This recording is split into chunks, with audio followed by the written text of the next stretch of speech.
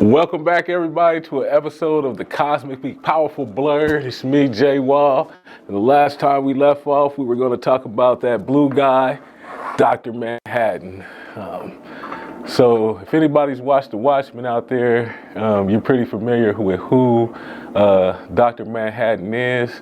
I believe Dr. Manhattan was born in 1929 to a watchmaker. His dad made watches, probably not Rolexes, but he made watches all the same.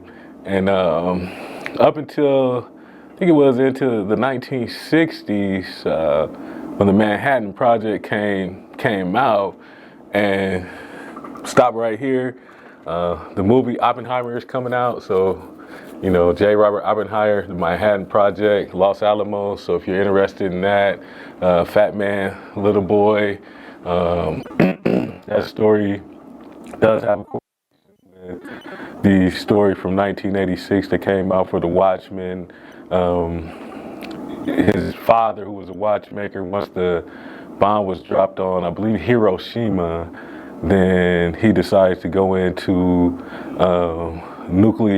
he told his son to be a nuclear physicist or study quantum mechanics, and he did. So Dr. John Osterman, who is Dr. Manhattan, went into that field. Brain system and eyeballs and exoskeleton and muscle.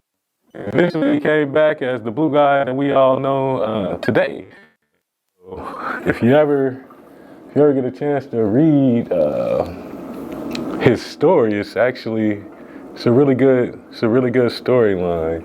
And so this happened during the Cold War. So again, watch movies like Oppenheimer, because it directly relates to the time period in which things were happening, specifically the Cold War and the nuclear arms race. And so you can kind of get a sense of where his character kind of developed. You could get a sense of why he originally left Earth and moved to Mars. And so he is one of the most powerful characters, Marvel, DC, whatever you want to put him in. He exists simultaneously in the future, the past, and the present. He can manipulate matter.